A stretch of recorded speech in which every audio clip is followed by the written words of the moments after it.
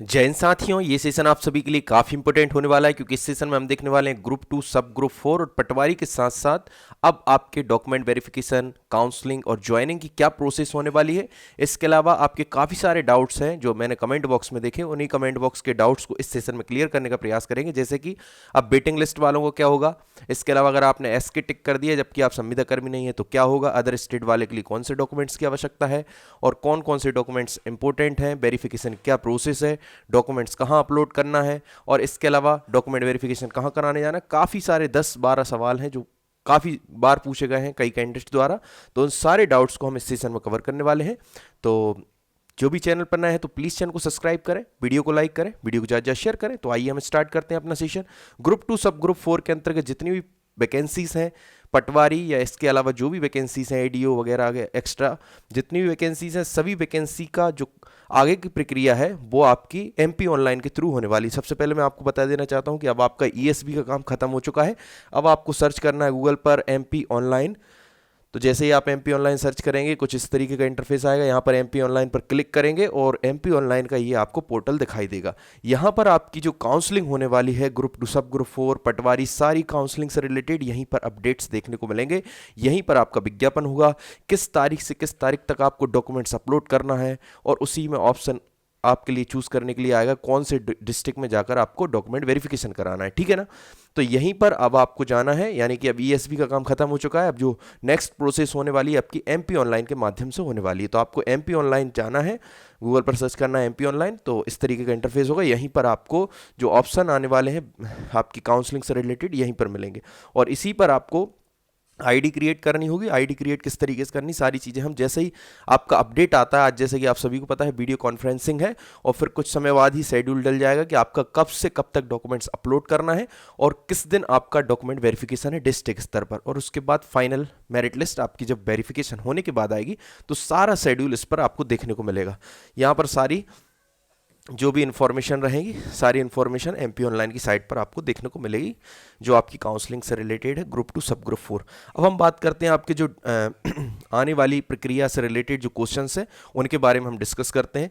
जैसे कि आपका जो नेक्स्ट फर्स्ट जो सबसे ज़्यादा पूछा गया सवाल है, वेरिफिकेशन प्रोसेस क्या है, मतलब आगे की जो नेक्स्ट प्रक्रिया है वेरिफिकेशन से रिलेटेड ग्रुप 2 सब ग्रुप 4 के अंतर्गत जितनी भी वैकेंसीज हैं और पटवारी की। तो मैं आपको बता देना चाहता हूँ अब आपकी जो प्रक्रिया होने वाली है, मैंने अभी आपको बता ही दिया कि एमपी ऑनलाइन की साइट पर आपको जाना है, गूगल पर सर्च करना है एमपी ऑनलाइन। एमपी ऑनलाइन पर जैसे ही आप जाएंगे तो कुछ इस तरीके का इंटरफेस होगा। यहीं पर आपको आपकी काउंसलिंग से related, document upload, document verification से रिलेटेड सारी इंफॉर्मेशन आपको एमपी ऑनलाइन के पोर्टल पर मिलने वाली है। तो अब आपको क्या करना है, सिर्फ और सिर्फ एमपी ऑनलाइन पर देखना है।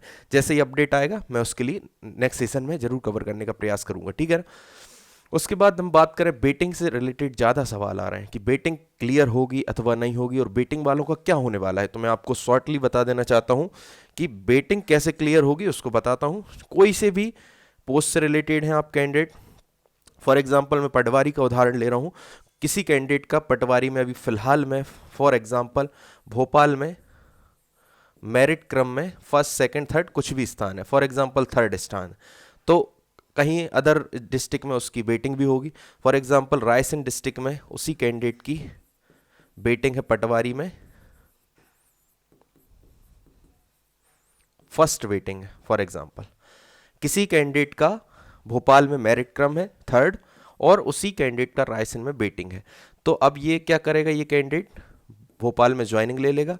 जैसे ही ये कैंडिडेट भोपाल में ज्वाइनिंग ले लेंगे पटवारी के पद पर, ठीक है ना, तो इनकी जो बेटिंग थी ये बेटिंग से इनका स्थान हट जाएगा।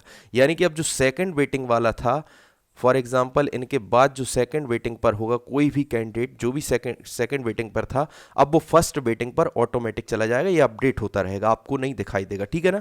तो अब ये जो भी कैंडिडेट्स होंगे अपनी ज्वाइनिंग जिस डिस्ट्रिक्ट में ले लेंगे, उस डिस्ट्रिक्ट के बाद उनके बाद जिन डिस्ट्रिक्ट्स में उनकी बेटिंग लगी थी उन बेटिंग से उनका नाम हटा दिया जाएगा। ठीक है ना। अब आपका कैसे होगा बेटिंग पे, फॉर एग्जांपल किसी कैंडिडेट का वेरिफिकेशन है और वेरिफिकेशन में वो अनुपस्थित होता है, यानी कि वेरिफिकेशन कराने नहीं जाता है, तो एक कंडीशन ये हो गई। और वेरिफिकेशन कराने जाने के बाद अगर वो कैंडिडेट अपात्र हो जाता है, वेरिफिकेशन में रिजेक्ट कर दिया जाता है, तो जितनी भी पोस्ट होंगी, जिस कैटेगरी की होंगी, जिस डिस्ट्रिक्ट की होंगी, उस डिस्ट्रिक्ट में उस कैटेगरी के उतने कैंडिडेट की वेटिंग लिस्ट क्लियर हो जाएगी। फॉर एग्जांपल मैं आपको बताता हूँ भोपाल का ही उदाहरण। भोपाल में किसी कैंडिडेट की थर्ड मेरिट है, यही उदाहरण लेता हूँ। अगर वो कैंडिडेट भोपाल में अनुपस्थित होता है या वेरिफिकेशन में रिजेक्ट हो जाता है, किसी कारणवश डॉक्यूमेंट में बाहर हो जाता है, तो ये कैंडिडेट रिजेक्ट हो गया, तो अब भोपाल में जिसकी भी फर्स्ट वेटिंग होगी, अब उस कैंडिडेट की फर्स्ट वेटिंग भोपाल में होगी तो कहीं ना कहीं ऑलरेडी सिलेक्ट हो चुका होगा किसी ना किसी डिस्ट्रिक्ट में। तो जिसकी सेकंड होगी, जिसकी थर्ड होगी, ऐसा वेटिंग वाला कैंडिडेट जिसका कहीं भी मेरिट लिस्ट में नाम नहीं था, उसका इस भोपाल वाली थर्ड मेरिट के स्थान पर उसकी वेटिंग क्लियर हो जाएगी और उसका सेकंड काउंसलिंग में सिलेक्शन हो जाएगा। आई होप जो चीज़ मैंने आपको समझाई है वो क्लियर हो गई होगी। कोई भी कैंडिडेट अभी मेरिट लिस्ट में है और कहीं ना कहीं वो वेटिंग लिस्ट में होगा, तो मेरिट लिस्ट वाला कैंडिडेट अपने स्थान पर ज्वाइनिंग ले लेगा जहां भी जिस डिस्ट्रिक्ट में उसको वैकेंसी में मेरिट लिस्ट लगी है। उसके बाद उसकी जितने भी जिलों में वेटिंग लिस्ट है उनसे उनका नाम हटा दिया जाएगा। अब आप वेटिंग लिस्ट में हैं तो आपका सिलेक्शन कैसे होगा मैंने भी आपको बताया। फॉर एग्जांपल कोई कैंडिडेट भोपाल में किसी मेरिट क्रम में है और वो किसी और अदर जॉब में बड़ी जॉब या बड़ी पोस्ट पर जा चुका है, तो उसने यहाँ पर अपना वेरिफिकेशन कराने के लिए उपस्थित नहीं हुआ या फिर वो रिजेक्ट हो गया, तो एक पद जो आपकी भोपाल में वेटिंग के लिए क्लियर होगा तो वो किस कैटेगरी के लिए होगा, जिस कैटेगरी के कैंडिडेट ने यहाँ पर वेरिफिकेशन कराने में अनुपस्थिति दी है, यानी अनुपस्थित नहीं हुआ है, या फिर वो डॉक्यूमेंट वेरिफिकेशन में रिजेक्ट हो गया। फॉर एग्जांपल ये कैंडिडेट ओबीसी का था जिसने वेरिफिकेशन नहीं कराया या फिर वेरिफिकेशन में वो रिजेक्ट हो गया, तो ओबीसी की ही फर्स्ट वेटिंग क्लियर होगी। फर्स्ट वेटिंग से मतलब जो भी वेटिंग लिस्ट में आ रहा होगा, क्योंकि फर्स्ट सेकंड थर्ड वेटिंग वाले तो मोस्टली कोई ना कोई से डिस्ट्रिक्ट में सिलेक्ट हो चुके होंगे, तो वो छोड़ने के बाद जो भी वेटिंग क्रम में है और जिसका कहीं भी मेरिट क्रम में स्थान नहीं है, तो उस व्यक्ति को वो ओबीसी वाली सीट मिल जाएगी। आई होप वेटिंग लिस्ट वालों का ये डाउट जरूर क्लियर हुआ होगा। फिर भी कोई डाउट या कोई रहती तो कमेंट बॉक्स में कमेंट कर सकते हैं, ठीक है ना। इसके बाद मैं बात करूं, एस के टिक कर दिया, यानी संविदा कर्मी किसी कैंडिडेट ने टिक कर दिया है जबकि वो संविदा कर्मी नहीं है, तो ऐसी कंडीशन में ये होता है कि आप अभी संविदा कर्मी नहीं है, आप वेरिफिकेशन लेकिन संविदा कर्मी का कराने जाएंगे, ठीक है ना, तो आपको संविदा कर्मी से आपको ओपन में भेज दिया जाएगा, ठीक है। ओपन का मतलब फॉर एग्जांपल ये ओबीसी के संविदा कर्मी थे, तो अब इनका संविदा कर्मी का प्रमाण पत्र नहीं है, इनसे गलती से टिक हो गया था, तो अब इनको ओबीसी ओपन वाली मेरिट लिस्ट में भेज दिया जाएगा।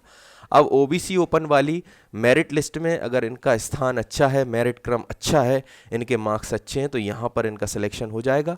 नहीं तो संविदा कर्मी में ही इनकी अच्छी मेरिट है, ओपन में मेरिट अच्छी नहीं है, तो ये फाइनली बाहर हो जाएंगे मेरिट लिस्ट से। आई होप ये समझ गए होंगे। अगर आपने गलती से एस के टिक कर दिया है और फिर आप वेरिफिकेशन कराने जाते हैं, तो एस के यानी संविदा कर्मी का प्रमाण पत्र उपस्थित आप वहाँ पर वेरिफिकेशन में नहीं बता पाते हैं, तो फिर वहाँ पर उनको एक ऑप्शन होता है कि आपको एसके से आपकी ही कैटेगरी की ओपन कैटेगरी में डाल देना। फॉर एग्जांपल ओपन का मतलब मेल है तो ओपन में, फीमेल है तो फीमेल में, ठीक है ना। मैंने एक एग्जांपल लिया कि आप ओबीसी कैंडिडेट हैं तो ओबीसी की ओपन मेरिट लिस्ट में आपको डाल देंगे। अगर ओपन मेरिट लिस्ट में आपका क्रम अच्छा है, आपके मार्क्स अच्छे हैं, तो यहाँ पर सिलेक्शन हो जाएगा। अगर नहीं है ओबीसी ओपन या यूआर ओपन के लायक या फिर आपकी कैटेगरी के ओपन के लायक आपके मार्क्स नहीं है, तो आप इस मेरिट लिस्ट से बाहर हो जाएंगे, यानी कि आपका वेरिफिकेशन में आपको क्लियर कर दिया जाएगा कि आप बाहर हो गए, ठीक है ना। अब बात करता हूँ स्पेलिंग मिस्टेक से रिलेटेड। आपके काफ़ी सारे कमेंट्स आते हैं कि हमारे 12th में, 10th में, ग्रेजुएशन या कोई सी भी मार्कशीट में स्पेलिंग से रिलेटेड एरर है, खुद के नेम में, फादर्स नेम में या मदर्स नेम में, तो इससे कोई समस्या नहीं होती है, ठीक है ना। आपकी स्पेलिंग एरर को आजकल ज़्यादा वो ध्यान नहीं देते हैं। अगर ज़्यादा समस्या होती तो अपन एफिडेविट बनवा सकते हैं। बाकी मैं इतने वेरिफिकेशन मेरे खुद हो चुके हैं, बाकी और भी होते रहते हैं, मैं देखता रहता हूँ, तो वहाँ की यहाँ पर स्पेलिंग मिस्टेक से रिलेटेड किसी को रिजेक्ट नहीं किया जाता है, ठीक है ना। तो ये चीज़ क्लियर हुई होगी। काफ़ी सारे कमेंट्स आ रहे हैं, उसके बाद भी आपका कोई डाउट रहता है तो आप कमेंट कर सकते हैं। जो ज़्यादा से ज़्यादा यूनिक कमेंट्स रहते हैं हम उनको नेक्स्ट सेशन में कवर करते हैं। इस सेशन में हम कर रहे हैं पटवारी ग्रुप 2 सब ग्रुप 4 के अंतर्गत जितनी भी पोस्ट हैं, सारी पोस्ट से रिलेटेड जो आपके कमेंट्स आए उनको। अब हम बात कर रहे हैं मैरिज सर्टिफिकेट से रिलेटेड। काफ़ी कैंडिडेट्स का ये कहना है कि साहब हमारी तब शादी नहीं हुई थी, अब हमारी शादी हो गई तो मैरिज सर्टिफिकेट लगेगा या नहीं लगेगा। तो आप बनवा सकते हैं, अच्छा रहेगा, ज़रूरत तो नहीं पड़ती। वेरिफिकेशन में वो नहीं बोलते कि आपको मैरिज सर्टिफिकेट देना है, पर आप बनवा कर रखेंगे ज़्यादा अच्छा होगा, कभी ना कभी तो वो काम में आ ही जाता है, ठीक है ना। ग्रुप 2 सब ग्रुप 4 की अदर पोस्ट का क्या मैटर है। तो ग्रुप 2 सब ग्रुप 4 के अंतर्गत जितनी भी पोस्ट है, सारी पोस्ट का आपका क्या होने वाला है, एमपी ऑनलाइन के थ्रू आपकी डॉक्यूमेंट अपलोड करना, डॉक्यूमेंट अपलोड करने के बाद डॉक्यूमेंट वेरिफिकेशन कराना, सारी प्रोसेस मतलब आपकी काउंसलिंग प्रक्रिया पूरी एमपी ऑनलाइन के माध्यम से होने वाली। तो वहाँ आप देखते रहिए, जो भी अपडेट आएगा हम लेकर ज़रूर आएंगे। बस आप चैनल को सब्सक्राइब करेंगे तो आप तक नोटिफिकेशन जल्दी पहुँचेगा, नहीं करेंगे तो फिर नहीं पहुँच पाएगा, ठीक है। इसके बाद हम बात करते हैं डेट ऑफ बर्थ के लिए कौन सी मार्कशीट की आवश्यकता है। काफ़ी कन्फ्यूज़न है 10th या 12th, तो डेट ऑफ बर्थ में कोई सी भी मार्कशीट चल जाती है, 10th भी या 12th, जिसमें भी डेट ऑफ बर्थ है ना। पर जब आप वेरिफिकेशन कराने जाएंगे दोनों मार्कशीट का होना जरूरी, 10th और 12th। कास्ट, मूल निवासी या फिर कोई सा भी सर्टिफिकेट, दिव्यांग सर्टिफिकेट, संविदा कर्मी, एक्स सर्विसमैन, जितने भी प्रकार के सर्टिफिकेट हैं, प्रमाण पत्र हैं, SC ST OBC EWS दिव्यांग, एक्स सर्विसमैन और संविदा कर्मी के, ये सारे प्रमाण पत्र कौन से वैलिड होंगे, क्योंकि लिखा रहता है नवीनतम डिजिटल प्रमाण पत्र। तो देखिए 2 प्रकार के होते हैं, एक तो सक्षम अधिकारी द्वारा, सक्षम का मतलब ये होता है जैसे फॉर एग्जांपल मैं दिव्यांग का लूँ तो दिव्यांग का सक्षम अधिकारी होता है जिला मेडिकल बोर्ड, तो जिला मेडिकल बोर्ड द्वारा ऑफलाइन मोड में भी बना है तो वो भी वेरीफाइड है। लेकिन आजकल बनने लगे नवीनतम डिजिटल प्रमाण पत्र, तो अगर आपका डिजिटल है तो वो भी वैध है, और अगर आपका ओल्ड कोई सा है और वो किसी सक्षम अधिकारी द्वारा बनाया गया, जैसे कास्ट सर्टिफिकेट तहसील द्वारा बनते हैं, लोक सेवा केंद्र के थ्रू आजकल ऑनलाइन बनने लगे वैसे तो दिव्यांग की बात करें, दिव्यांग में जिला मेडिकल बोर्ड का अगर आपका बना हुआ है, ऑफलाइन है, वो भी वेरीफाइड, और नवीनतम है तो वो भी, कोई दिक्कत नहीं, पुराने भी चल जाते हैं, नए भी चल जाते हैं, ठीक है ना। तो कोई सा भी हो, आपका कास्ट का, SC ST OBC EWS का नवीनतम डिजिटल प्रमाण पत्र हो या फिर उसी को सक्षम अधिकारी द्वारा वैध प्रमाण पत्र उनके द्वारा सर्टिफाइड किया गया हो, वो सारे डॉक्यूमेंट्स आपके मान्य रहेंगे, चाहे दिव्यांग हो, चाहे आपका मूल निवासी हो, चाहे कास्ट सर्टिफिकेट हो, चाहे एक्स सर्विसमैन, चाहे संविदा कर्मी हो, ठीक है ना। हम बात कर रहे हैं डिग्री से रिलेटेड, काफ़ी सवाल आ रहे हैं कि सर हमारी डिग्री कंप्लीट नहीं, तो उससे कोई दिक्कत नहीं, आपकी मार्कशीट कंप्लीट होना चाहिए, डिग्री की ज़्यादा आवश्यकता नहीं पड़ती, ठीक है ना। NOC से रिलेटेड आ रहे हैं कि हम अदर जॉब में हैं तो हमें NOC, तो NOC के लिए आपको क्या करना पड़ता है, अगर आप अदर गवर्नमेंट जॉब में हैं तो वहाँ से आपको NOC लेकर आनी होती है और फिर जाकर आप ज्वाइन कर पाते हैं, ठीक है ना। डॉक्यूमेंट वेरिफिकेशन प्लेस, आपको कहाँ डॉक्यूमेंट वेरिफिकेशन कराने जाना है, इससे रिलेटेड भी काफ़ी सारे डाउट्स हैं। तो जैसे ही MP ऑनलाइन के पोर्टल पर पूरा कंप्लीट शेड्यूल आएगा, आज आपकी मीटिंग है, आज कल में ही आपका पूरा कंप्लीट शेड्यूल आएगा, तो उस शेड्यूल में आप देख लेंगे किस डेट से किस डेट तक आपको डॉक्यूमेंट्स अपलोड करना है, और उसमें ऑप्शन भी खोलेंगे कि आपको किस डिस्ट्रिक्ट में जाकर वेरिफिकेशन कराना है, तो उस डिस्ट्रिक्ट को चयन करना और फाइनली आप वहाँ जाकर वेरिफिकेशन करा लेना, ठीक है ना। अदर स्टेट वालों के लिए क्या रहेगा, अदर स्टेट वालों के भी काफ़ी सारे कमेंट्स आ रहे हैं कि सर अदर स्टेट वालों के लिए भी बताइए, तो अदर स्टेट वालों के लिए भी सेम प्रोसेस यही रहने वाला है, सिर्फ अदर स्टेट वालों को ये कास्ट सर्टिफिकेट अकेला नहीं लगेगा, बाकी सारी चीज़ें सेम होने वाली हैं। तो अदर स्टेट हो या मध्य प्रदेश के कोई भी कैंडिडेट हो, सभी के लिए यही प्रक्रिया होने वाली है। इसके बाद भी आपके कोई डाउट्स रहते हैं तो मैं नेक्स्ट सेशन में उसको कवर करने का प्रयास करूंगा। और कुछ कैंडिडेट अगर पुराना मेरा सेशन नहीं देख पाए हैं डॉक्यूमेंट वेरिफिकेशन से रिलेटेड, तो मैं आपको बता देना चाहता हूँ कौन कौन से डॉक्यूमेंट्स लगने वाले हैं। आप सभी को पता है कल एक आपके विभाग ने, राजस्व विभाग ने एक लेटर जारी किया था, उस लेटर में आपको बताया गया है कि आज यानी 18 फरवरी को वीडियो कॉन्फ्रेंसिंग है, और उसमें ये निर्देश भी दिए गए हैं कि 25 फरवरी तक काउंसलिंग और आपके डॉक्यूमेंट वेरिफिकेशन की कंप्लीट प्रक्रिया की जाए, ताकि 1 मार्च को माननीय मुख्यमंत्री महोदय द्वारा जो नियुक्ति पत्र प्रदान किए जाने हैं तो इनके भी, पटवारियों के भी प्रदान किए जा सकें, ठीक है ना। इसलिए 25 फरवरी तक सारी प्रक्रिया को कंप्लीट करने के निर्देश दिए गए। तो ये आपने लेटर देख लिया होगा और इसको देख सकते हैं। कर्मचारी चयन मंडल द्वारा भर्ती परीक्षा में 2022-23 में चयनित अभ्यर्थियों की सत्यापन प्रक्रिया, काउंसलिंग प्रक्रिया 25 फरवरी तक कंप्लीट करें, और इसके लिए आज 18 फरवरी रविवार को इसके लिए वीडियो कॉन्फ्रेंसिंग है। सभी जिला कलेक्टर और नोडल अधिकारी इसमें उपस्थित रहेंगे। कौन कौन से डॉक्यूमेंट्स लगेंगे एक बार वो भी देख लीजिए आप। 10th और 12th वैसे डेट ऑफ बर्थ के लिए होता है, पर 10th 12th आने की आवश्यकता पड़ेगी। आपकी UG यानी ग्रेजुएशन की मार्कशीट की आवश्यकता पड़ेगी, ठीक है ना। मूल निवासी, मध्य प्रदेश के हैं तो मूल निवासी लगेगा, अदर स्टेट के हैं तो कोई दिक्कत नहीं। अगर आप SC ST OBC EWS caste का लाभ ले रहे हैं तो कास्ट सर्टिफिकेट लगेगा सक्षम अधिकारी द्वारा, या फिर नवीनतम डिजिटल प्रमाण पत्र। संविदा कर्मी है तो संविदा कर्मी का आपका प्रमाण पत्र लगेगा जिनने 5 साल तक कार्य किया है संविदा के पद पर। अगर आप दिव्यांग साथी हैं तो दिव्यांग का सर्टिफिकेट लगेगा। अगर आपने एक्स सर्विसमैन से फॉर्म फिल किया तो एक्स सर्विसमैन का प्रमाण पत्र लगेगा। अगर आपने सरनेम या नेम में कोई चेंजेस कराया तो उसका एफिडेविट लगता है। ये तो हो गई पटवारी की बात, ठीक है ना, पटवारी की।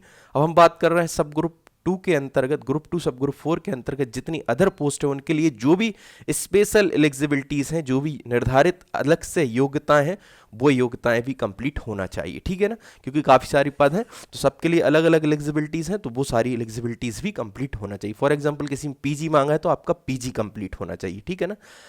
अब हम बात करते हैं इसके अलावा क्या लगेगा। तो ईएसबी का आपका स्कोर कार्ड यानी रिजल्ट लगेगा, आधार कार्ड और 6 फोटो लगेंगे, और सीपीसीटी लगेगा आपका। अगर आपने कंप्लीट कर लिया है तो ठीक है, और नहीं किया है तो आपकी जो परिवीक्षा अवधि होगी 3 साल के अंदर आपको सीपीसीटी कंप्लीट करना होगा। तो ये सारा कंप्लीट आपको करना है ग्रुप 2 सब ग्रुप 4 के अंतर्गत जितने भी कैंडिडेट्स हैं और पटवारी के सारे कैंडिडेट्स, इतने सारे डॉक्यूमेंट्स के 3 सेट फोटोकॉपी करके रख लीजिए। 3 सेट की आपको आवश्यकता पड़ेगी जब आप डॉक्यूमेंट वेरिफिकेशन कराने जाएंगे। उसके अलावा आपके सारे डॉक्यूमेंट्स ओरिजिनल होना चाहिए, ठीक है ना। कुछ कैंडिडेट्स का ये कहना था कि हमारा अभी ये डॉक्यूमेंट्स कंप्लीट नहीं है या फिर ये नहीं है, तो आपको जब डॉक्यूमेंट्स अपलोड करना है तब पूरे डॉक्यूमेंट अपलोड करना है, ठीक है ना। तो सारे जब ओरिजिनल नहीं होंगे तो फिर आप अपलोड कैसे कर पाएंगे। तो सारे ओरिजिनल होना, डॉक्यूमेंट अपलोड करना, और डॉक्यूमेंट जो अपलोड करेंगे वही के वही वहाँ पर जब आपका सत्यापन होगा डिस्ट्रिक्ट लेवल पर, संभाग लेवल पर, तो वही के